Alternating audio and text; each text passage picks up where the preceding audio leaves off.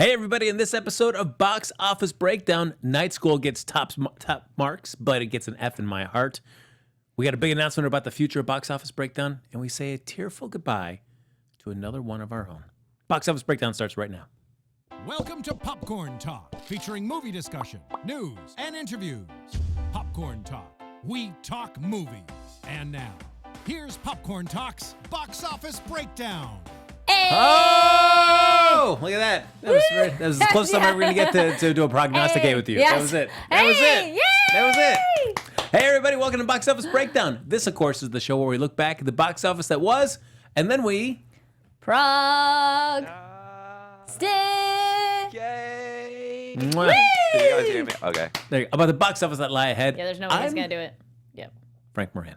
What's up, everybody? I'm Kari Lane, and we are live in the chat. I see a couple people chatting. Yay. And if you're watching it later, comment down below. We did see a couple comments from last week, so yay. Thanks for saying hello and stopping by. Yeah, that's right. And our lovely and talented Amy Cassandra Martinez on assignment yet again. So follow her on social media to see all the wacky hijinks and adventures she's up to. But making us look good, sound even better, is the one, the only, Anthony in the booth. Hello, everybody. I'm Anthony Becerra. Woo! Great to be here. Another great show. Yes, I can't believe I won this week. I know, right? I'm not really sure, but we'll get to it. So stay tuned if I won or not. That's right. Yeah, there you go. Way to spoil everything, Anthony. There you go. But as always, folks, you know what? Like us on Facebook. Give us those 5 stars on iTunes. Subscribe to the YouTube channel. And as Kari mentioned, the chat's up and running. So jump in, share your thoughts about anything move-related or this weekend's past box office. And, yes. Kind of off topic, but semi-connected. Kimberly in the chat says, is this AfterBuzz? Yes, technically. We're an affiliated. We're like the sister network? Sure. Yeah. Yeah, we hang out together, you know, have campfires, tell ghost stories, things like that. Especially around this spooky time of year. It's all one in the same space. It's magic. That's right. How we switch the studios. Magic. Whoa. That's right. Yep. Yeah. Anthony went to wizarding school specifically I'm actually a wizard. change. I was about to say, I'm a wizard. Yep. Yes, you are. I met Hagrid. He came to my room. He's like, you're a wizard. And I was like, yeah, I already knew that. Took you long enough. Sarah says, hi, Batman-thony. I am Batman. But not on this show. Not on this show. Okay. I was going to say, I'm like, I do not know this reference for you. Yes. So I did say that we had some news here. Yes. So first off, ladies and gentlemen, Box Office Breakdown. We love doing this show. Yes. And as Sarah in the chat mentioned, you know, AfterBuzz. Is this AfterBuzz TV? Yes. There's a large network of shows that work out of the same space, and they're always juggling time slots. Yes. We are going to actually juggle the Box Office Breakdown time slot. Starting next week, we will be at 5 p.m. Pacific time, and that'll be our permanent time slot going forward. So that's where you'll be able to catch us there live in the chat. Yes, hooray! 5 p.m. Pacific time. Woo! But that also means that we have to say goodbye to another one of our own. Ladies and gentlemen, this is going to be Anthony's last show with us. I mean, that's not confirmed yet. That is confirmed. That is absolutely confirmed. That's coming out of... No. Sad face. Yeah, I mean... I might leave the show, but No. It's not entirely. Thank you so much. It's not entirely true. Has not been confirmed. Frank is just being a little troll right now. Nope. This is Anthony's last show, everybody. So feel free to Tell us how much you're going to miss him and guilt him to stay around. There you go. Or I mean, don't. I mean, it's fine. He can leave. Whatever. You know. Yeah. Bye, Anthony. Yeah. Bye. You two are very semi-capable people who can carry this show without me. No. Yeah. So just remember, folks, that Anthony cared more about another show than he cared about you, the Box Office Breakdown viewers. But you know what? We'll be long after that show, so you know it's all right. He'll maybe join us later. Yeah. Because we've been around for a while and gone through some different versions. That's true. And different time slots. So 5 will be much better. We have a lot of you East Coasters and also some people in England. So hopefully this 5 p.m. will be much easier for you. 5 p.m. Pacific Standard Time. And there hopefully will be a chance that we can get a recently departed, a much beloved member of the Box Office Breakdown staff, Neil Plumley, to get more involved for a little bit more favorable time for him, being that he's on the East Coast as well. But anyway, the long and short of it, the most important thing, 2 things to take away. We're now at 5 p.m. Pacific time starting next Sunday, and Anthony will never be on the show again after tonight. Still not confirmed. Still not confirmed, everybody. Yeah. Not confirmed. Yeah. Now, let's jump into the business at hand, and that is last week's top 5. Coming in at number 1, and also the subject of our box office bet, Night School, with Kevin Hart. Oh, boy. $28 million from Universal there. That was the subject of our box office bet, and the loser. Interestingly enough, the winner took the punishment, and the loser is not yet. Kari Lane, you lost the bet. Right? But you know what? MoviePass is dumped down to only like 3 movies a month, so might be a little bit when there's nothing going on.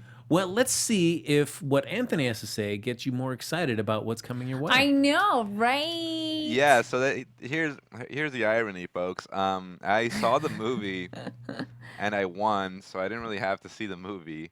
But yeah, so getting into my review of it. Yes. Yeah, I didn't like it. It was a straightforward plot.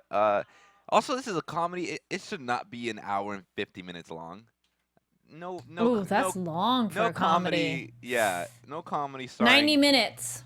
No comedy starring Kevin Hart should be an hour and 50 minutes long. It should be about 3 minutes. It should, yeah, or 2 minutes. I take that too.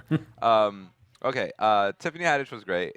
Kevin Hart, his shtick got a little tiresome real quick, of like him like squealing and screaming and just some physical comedy.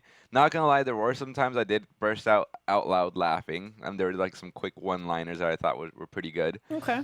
Mainly from Tiffany Haddish's side, and just like overall some of the classmates. I like the little bond that he has with his classmates, and that was really cool. But a lot of these sequences just felt so flat for me personally.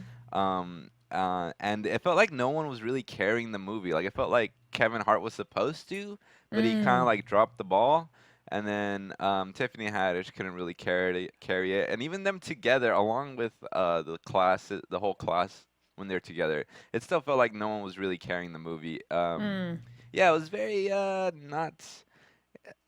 It's entertaining at some points, but overall, I would wait for this movie to come out like on Netflix if you really want to watch it. That's my plan. Ooh. Yeah, I would. If I have What? to. No, Kari Lane, you lost that bet. This needs. That means I'm going to see it later. I saw Boo 2 Medea Halloween, so you can see Night School. So wait, Boo isn't on my list. It's on my queue because I thought I lost that one. I lost Boo 2 Medea Halloween. But you know what? I do have Leap on my queue. I remember that one. That's on my list. No, let's focus more on Night School. Let's focus more on that. Yeah. Over under 3 times, Anthony, that Kevin Hart gets stuck in a locker. Oh, no. There are actually no scenes with him stuck in a locker. Oh, well, that's all the promotional material. Right? Yeah. Yeah, I think it's more a metaphysical or metaphorical sense of her stuffing him in a locker. Yeah, it's really. When it comes down to it, I guess what the movie is about this guy who happens to have learning disabilities, but they don't really touch on it enough to make it like in a sense like make it say anything about learning disabilities at all. So it felt like much to do about nothing. Like it just didn't really say or have to say anything about what they were showing you, Yeah. Like it didn't really hit its mark as to like what the film was actually about in the subtext of it all. Well, one actor that I do always enjoy watching, especially because he has a lot of those bit roles in comedies, is Rob Riggle, playing one of the classmates. How was Rob Riggle? Rob Wiggle, is he the taller? Yeah. Oh, hunkier man. Beefier yeah. guy. He was all right. He played like the cliched, like super dumb dude. Yeah, he didn't really have too many memorable scenes for me. One who kind of did stand out actually was the man from 40-Year-Old Version who plays Romy Malco? I believe so. The one who writes He Was a Hoe for Show. Yeah. Yeah, so that guy, he was in that, and he plays like this really eccentric, like he calls himself woke. And but he's like really just like into like weird conspiracy theories and stuff. Okay. And he's just like a little deranged. And he has a great line where he's like, "Man, it's hard being woke. It's hard being woke." And that kind of got to me. But overall, it kind of fell flat on its face. Yeah. Okay. Well, I'm excited to hear what Kari thinks now after you've pumped this movie up so much. Oh yeah. Yeah. Definitely sold her on it. And everybody, congratulate Anthony in the chat. This is his last movie review that I'll be doing for Box Office Breakdown. If it is, if it is. What a fun one to This, go out on, right? man. And also, I won this I won this episode. Like, Yeah. if it is my last one, I'd say this is a good send off. There you go. He went out a winner and still treated himself like a loser. As I usually do. Yeah. Coming in at number 2, Smallfoot, the other animated offering here this week. Pretty sure we thought that one would do well. Yeah, $23 million from Warner Brothers. So yeah, I mean, considering that it had really no, huge. They had a lot of ads. They had a lot of ads, but I mean, they had a charity thing they were doing like before the movie started. The cast members are like, "Hey, we're teaming up with this charity," and so they had a footprint. I guess it was not big enough footprint, but it was enough that people are aware. Hey, thank you. But I still say it's kind of seasonally off. Yeah, and I feel like a Disney film, just with the brand behind it, is even if it's a new film and not a sequel or something or an extension of an existing property, is going to do better about drawing the audiences in. For Smallfoot, from Warner Brothers, they're sure you have the Lego Batman, but their track record for animation is not as successful. That it's like, yes, I'm going to go see it no matter what it is because it's Warner Brothers animation. All right. It looked cute, but it wasn't one I'm rushing to see. You'll let it come to you. I might see it later. No, all right. I did hear from After Marissa. night school. Here at the office, we had one of my workmates see it, and she really enjoyed it. She also didn't know that it was a musical as well. There is a lot of singing involved in it. So there's that. All right. Oh, look at that. That was Anthony's last recommendation about a coworker's film choice over here on Box Office Breakdown. I don't know if you should say that because it might pop up again. That's true. Within this episode. There you go. Coming in number 3, The House with the Clock in Its Walls from Universal, another $12.5 million. Number 4, Simple Favor from Lionsgate, $6.6 million. And then rounding out the top 5, The Nun from Warner Brothers and New Line, $5.4 million. Hellfest, the other new film this week, did not make it into the top 5, came in 6th place. 6? Okay. One of us has seen this film. Kari Lane. Let's go to Kari Lane for the exclusive inside word. Yeah. Well, as some of you may or may not know, I'm generally pretty forgiving on movies, but this one I was excited. I saw the trailer and I was like, all right, this is going to be awesome. The night before, I went to Queen Mary Dark Harbor. I've worked at a scary theme park before. I worked at Knott's. So I'm just like, I love this. This concept is great. Serial killer concept, cool too. I'm like, I like more supernatural with my horror, but I was like, sure. This is the emptiest crowded theme park I have ever seen. Like, it's sold out. There's so many people, but then there's a scene where they're in a bathroom and nobody's in there. I'm sorry, there are no ladies' rooms that are that empty. So that was just super unbelievable. I'm like, there were moments like that where if they just had like 2 girls exit the bathroom as she walks in, sure, then I would have bought it a little bit more just to have like the other people, or every time they rode a ride or walk through a maze, nobody's behind them. Can we point out that this is like the weirdest complaint? No, but it breaks the reality of it, because the thing is they end up alone so often, and you're like, where are all these people in this super crowded park? It just takes. It's like having the coffee cup that's empty. It's something that we all know is real and tangible, and then when they break that thing, it just really goes like. Because, yeah, they go in the maze and there's nobody else around. Nobody bumps into them because they've stopped or whatever. Mm-hmm. No. Because then all these situations happen because nobody's around. No exits. What? And then the bad guy's able to suddenly get ahead of them, even though there's, like, no way to get in and out of sections of the maze. So that also is super, like, wait a minute, what? Spoiler, but not really a spoiler. There is no cool killer reveal whatsoever. I was, like, waiting for, I'm like, oh, this is going to be something. Spoilery. A little bit, but you know what? I would almost rather have known that. But then you could be like, well, maybe that's the point. I'm like, it was lame. I was waiting for something super cool. I had all these other theories. I won't tell you the theories because that might spoil it for you. But you're just like, The deaths could have made it only PG-13. It's rated R. Did not need to be that at all. It just had so much potential. There's no like character development whatsoever because it's really kids just getting chased and killed at the theme park, which cool. Killer has no real MO. Like it starts off really cool, like he's going after certain people for certain reasons and like, you know, hangs them up in the maze or something. Nope, then it just starts being random. So then, it just had so much potential. So that was my review. I was like, meh.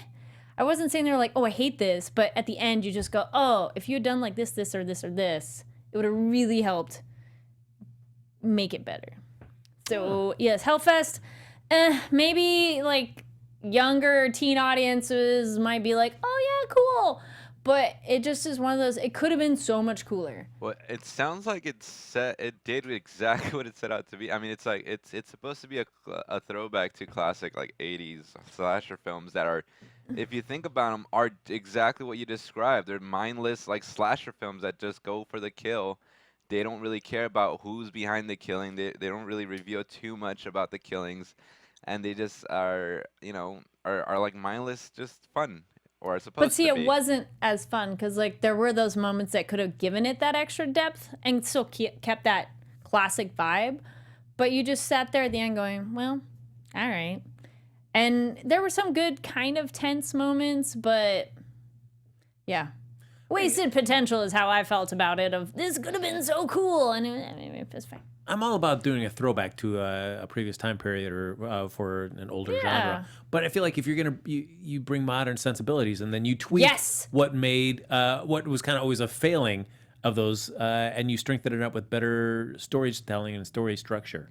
Exactly. I mean, they at least have a couple moments like, oh, there's no signal with their phone, and you go, okay. And again, it's the reality that we know, and then they don't put it in that makes it even less grounded. The friends immediately split up. If you've ever been to a horror theme park, you don't split up from your friends. You're not going to find them later because your phone has no signal. So those are moments that it's like, all right, bye, Frank. I'll see you later.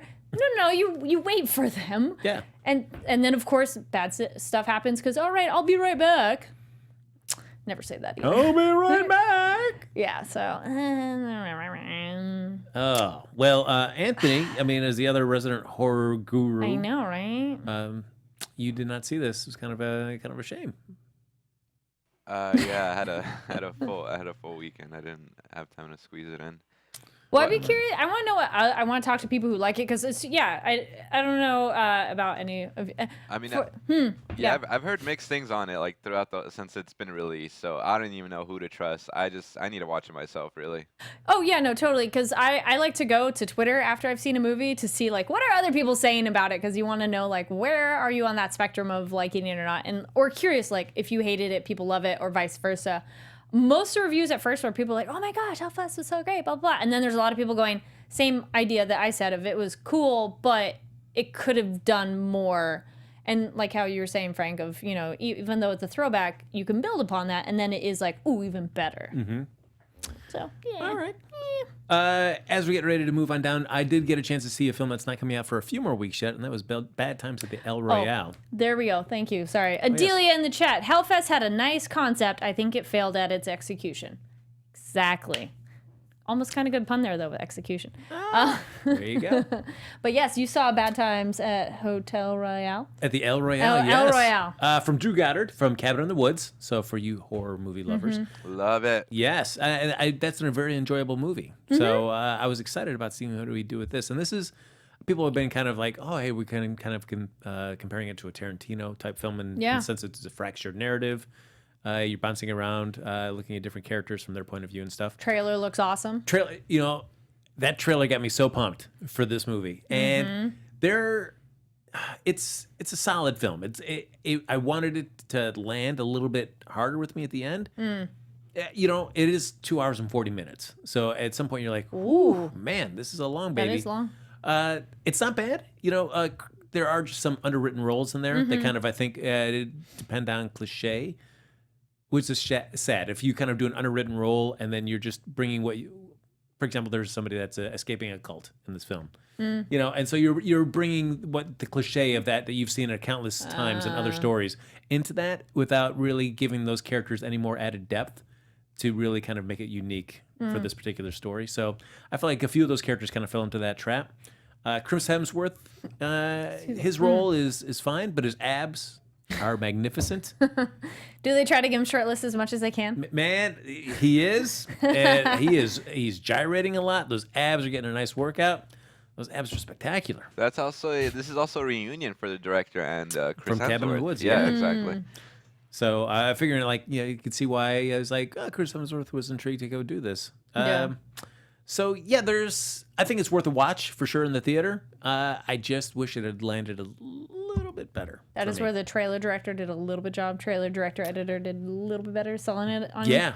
Because there's that sequence where the music kicks in and Yeah. that woman's running Get out of the all hotel, and there's that nice long tracking shot of her running out, and it's like that movie just like that whole sequence just sucked me in on the trailer, and it just didn't quite get there. Some viewers are taken aback by the time length, the running time of this film. Yeah. Same thing. Hellfest was really long too. It was almost 2 hours.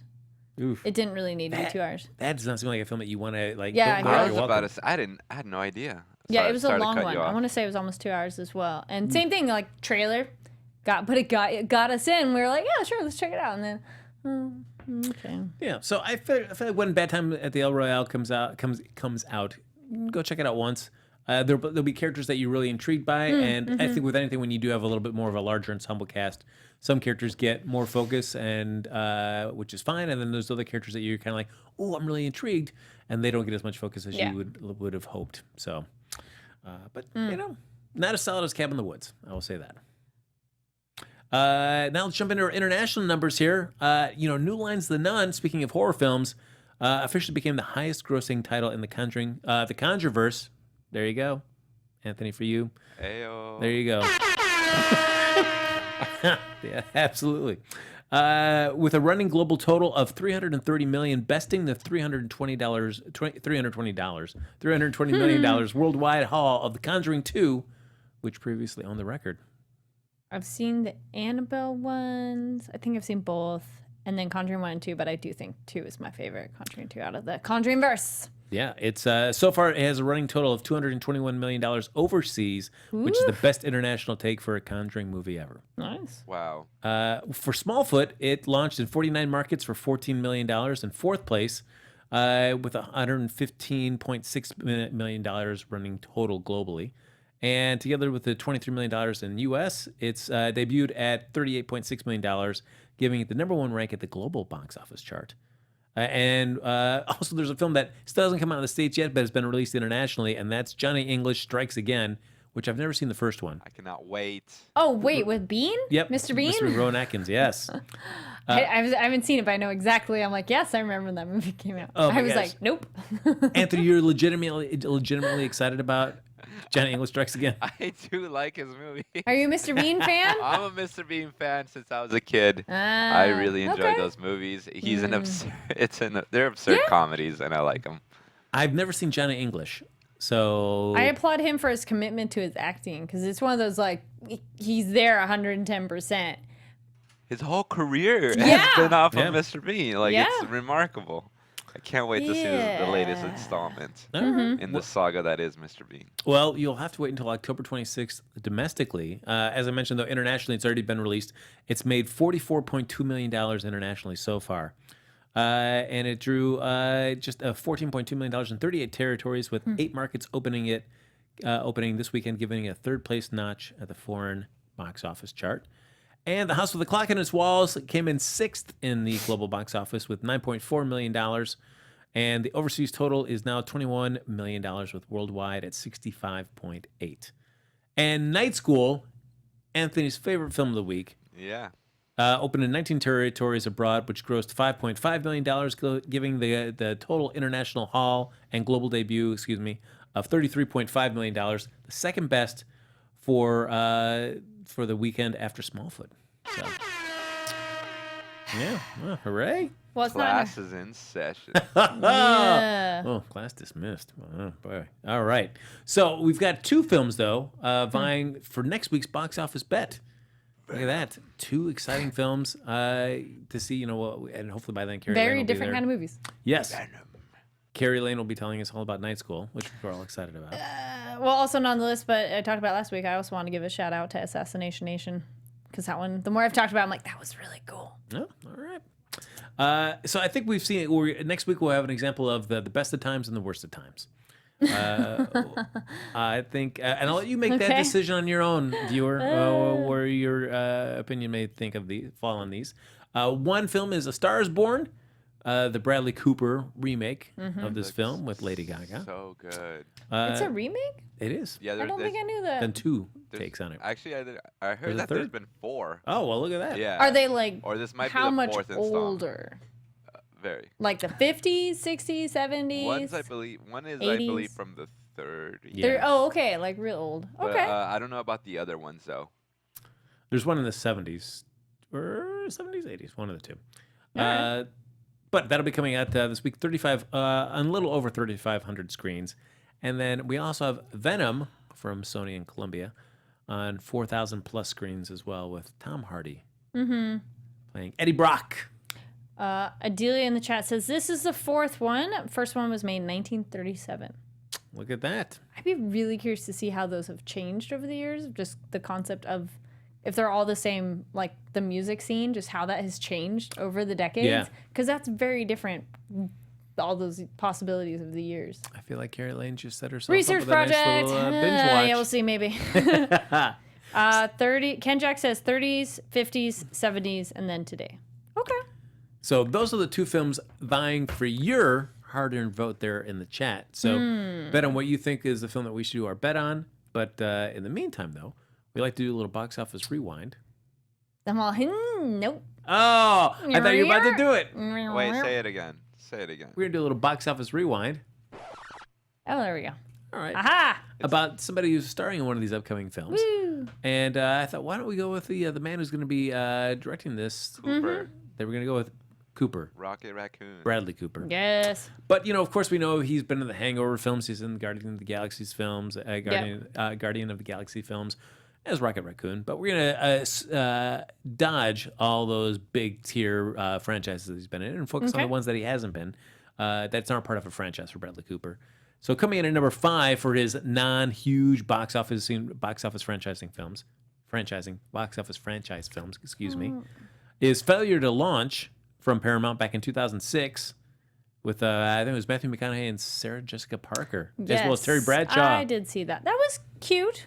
We don't have our resident huge romantic comedy fan, but I do remember seeing that one, and it was cute, though it has a 5.6 out of 10 on IMDb, so it's not very highly rated, but Oh, you got Kathy Bates and Terry Bradshaw as Matthew McConaughey's parents. Good times.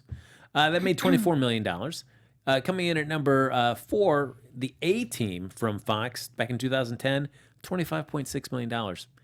I actually enjoyed this movie. I thought it was a fun. It was way better than it had any right to be. Yes.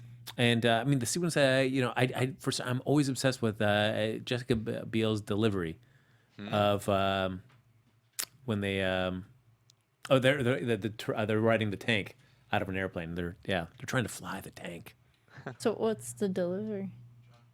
Who knows? No, I'm not gonna. I can't imitate it. She's. I love it when a plan comes together. Yeah, there you go. But that's the first time that I really noticed Bradley Cooper get jacked because there's a shot with him where he had his shirt off after he's getting out of the water. And he's like just all ripped. But I thought that was a fun film. It's a shame that it didn't do well enough to earn a sequel. It would have been interesting to see what they would have done in that one.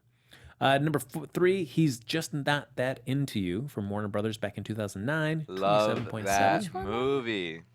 I like need He's to Just see Not That covers. Into You. Yes, with Justin Long, Oh yeah, I didn't get to that one. ScarJo, But that one was real good. Demi Moore. Yeah, I That's dug a it. lot of people. It's one of the few romantic comedies I like, mainly because of the sad endings in them, which I appreciate. Oh, all right, Anthony. Look at you.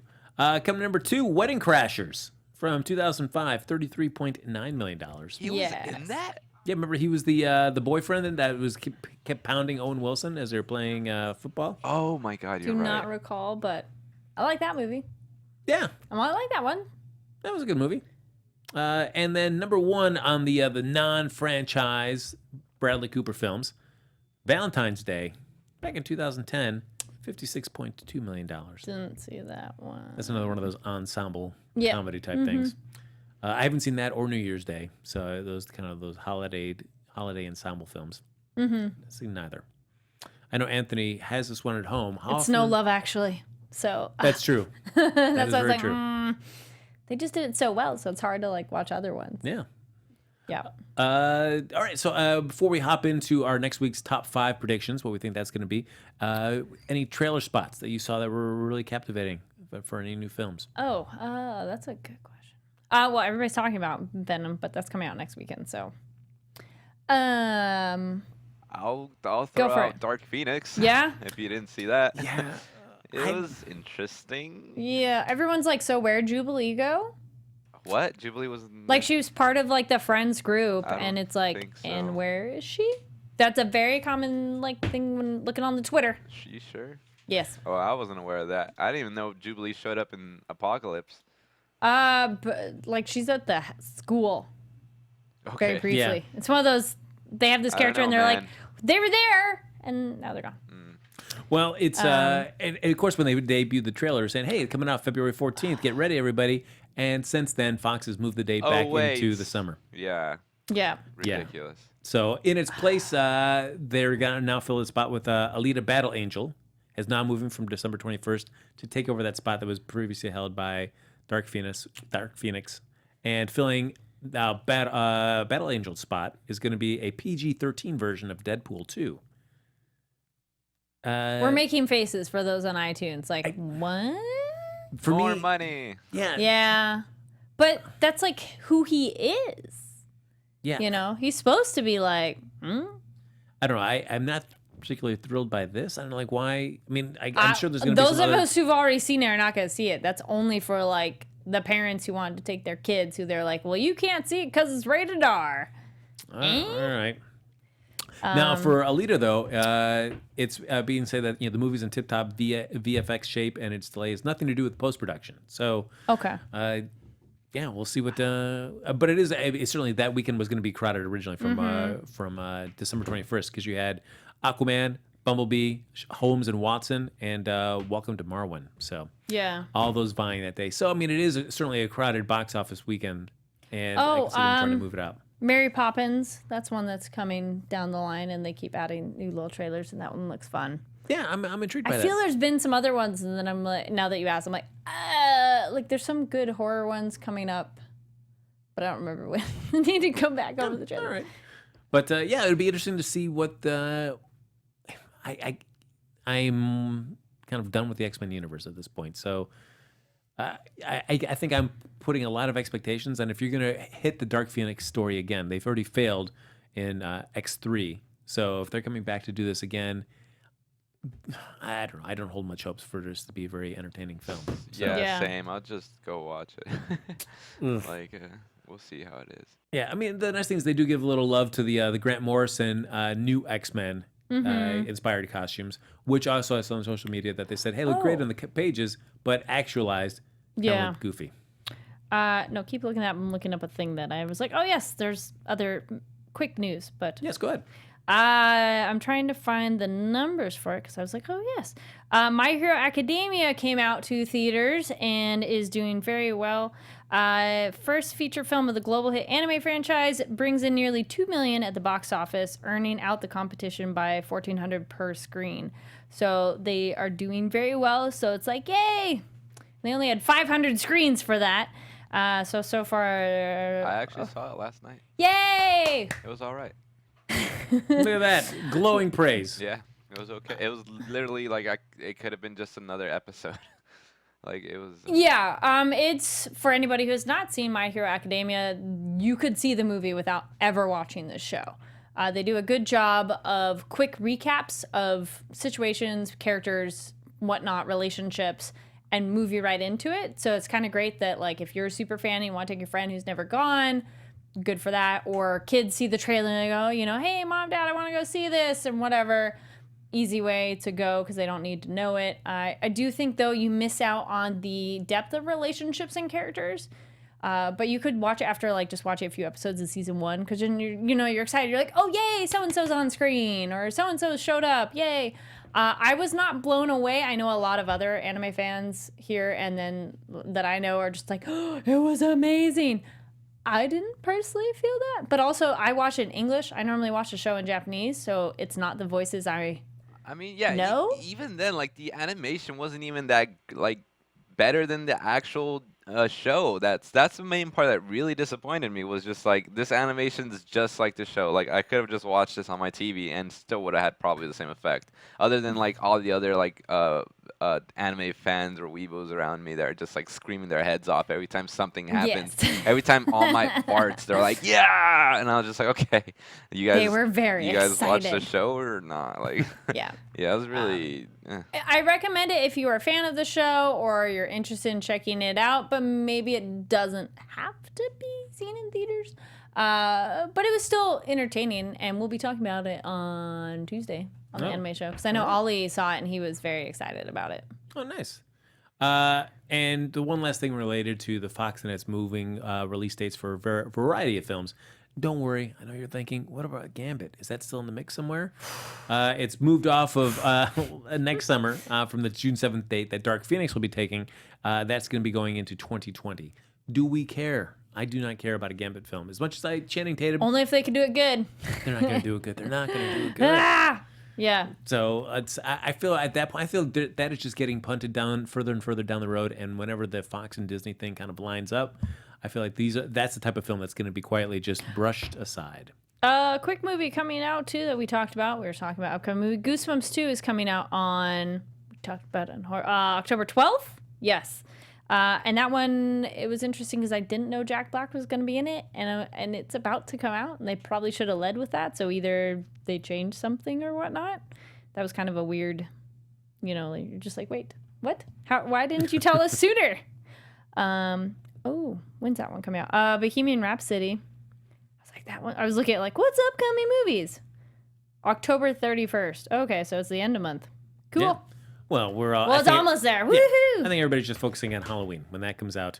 Yeah, I think that's a big one that everybody's kind of got their eyes on right now. But keep voting away, folks, in the box office chat room, box office bet chat room, for either A Star Is Born or Venom.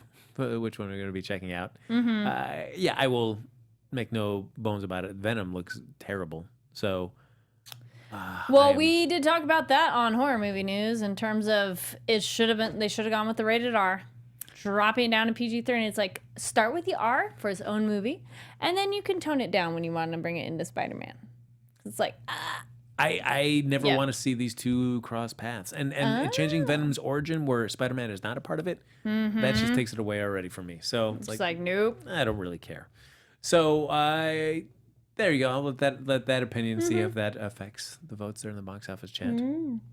But in the meantime, nope, didn't do it. All right, perfect. All right, folks, we're going to do our look at our next week's top 5.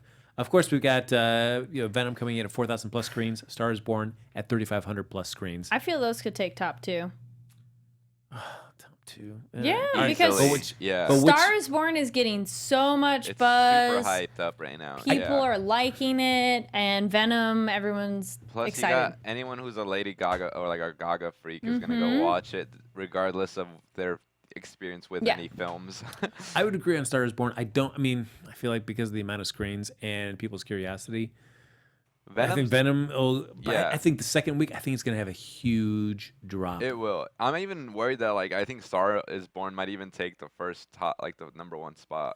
Corny in the chat agrees with you. I would not be surprised if that happened. I'd be really sad, but oh well, I wouldn't be sad at all. I would love to see A Star Is Born get number 1 because Venom should not be rewarded at all. I'm one of those who I'm rooting for it to do well, but why? Why would you root for that? It's Sony meddling with the Spider-Man franchise, and they've clearly shown in the past that they don't know what they're doing with it. I guess, yeah. I mean, it's just something to see. It's interesting. I mean, there hasn't been a Venom movie ever, so. Well, I mean, he was in Amazing Spider-Man 3. Yeah, but that's Spider-Man. It's a give it. Regardless of what it is, it's a chance that they're taking, and I'm all for it. Yeah. No. iTunes, you need to tune in just to see Frank's face. Let's see when Disney MCU comes up with a Venom film. Yeah, let's wait a couple of years, or when, God forbid, when are we gonna get that from MCU? Probably never. I'm coming at it from that stance where it's like I appreciate that they're doing it, even though it might be crap.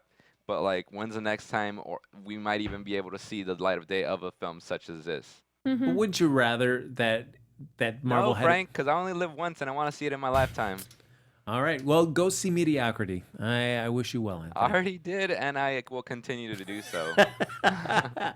All right. So, does anybody think that Venom will take number one?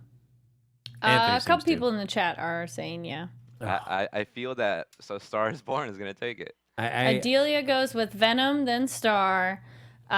Courtney says Star, then Venom. So a little bit both. And Adelia also agrees that Venom will open big, then drop off. Star is Born will have staying power and end up with bigger box office. I would agree on that. Do we all see everything else just kind of dropping down? Possibly, yeah. Also, with all the film festival promotion for Star is Born recently, Lady Gaga showing up to the Venice Film Festival on a boat. It's actually really cool pictures of that. And she's just sitting like off the edge of a small boat in like the most glamorous kind of 50s little outfit. And then there's some other, but yeah, it's just getting on people's radar. They're really interested in that kind of glamour of it. So I think that gets it more excited. There you go. And Bradley Cooper's got a beard on there. So there you go. Eh. All right. So your mileage may vary in terms if you want to Star is Born or Venom for number one, but is everybody thinking that 3, 4, 5 is just Night School, Smallfoot, Yeah. and The House with the Clock in its Walls? Yeah, I want to go with Star is Born will be number one and then Venom. All and right. Music Fan also agrees Star is Born. Star is Born will be number one. All right. So we've come to that time where we're going to do our little box office bet. Of course, voted on by you in the chat here. Whichever film you've chosen for us, we will bet on about what its opening box office gross will be. The winner will get a bask in the glory of being the prognosticator or prognosticators, and the loser will have to go see that film and tell us all about it. Just like Nick Carey will have done by we'll next see. week, all about Night School. Excited about that. Or not. Usually, if Ken Jack's in the chat, which I know he is because he made a comment, I usually rely on him for his counting skills. He's our box office breakdown accountant, making sure everything is up and up for all the special votes and all the tallies. Venom won 5-4. Oh man, you people, you people. Oh. Well, we both said it's number 2. Yeah, yep. All right. Sky Patterson says, I'll go see Venom 4 months after it's come out. Sky, I will not. I can't argue. Well, I probably will see it opening weekend, but I will. Venom, I'd like to try. Yeah. I'm just not gonna like it at all. It's gonna be sad. Number 2. All right. So let's see. This past week's top was 28 million. I was about to say, what was it? 28 million. Okay. Yep. It is hot.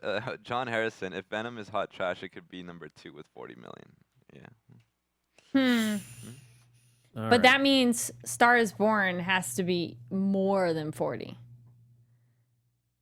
Which I'm like, Yeah, I don't see that happening.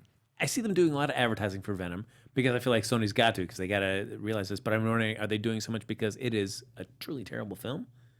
And they're just like, we just got to try to get that big opening weekend. Because I don't know if there's a lot of people genuinely going, I'm excited for Venom. Well, if you think about it, it's also PG-13, which opens the floodgates to all like the tweeny boppers out there who know nothing about this film and or film in general. Like they probably don't know what's a good film from bad film. Who are just gonna go watch it regardless. They just like the character. Like we're gonna watch this. Who knows? I feel like you're talking to your fans, Anthony. In that I moment right feel there. like I'm talking. okay, I went about maybe possibilities. low. Oh, yeah, maybe. All right. I don't think Venom will do more than 50 million. Well. There's no way. All right. Well. All right, I'm gonna go a little. Change my number. Okay. All right. It worked. My plan worked. Anthony, do you have a number you'd like to share with us?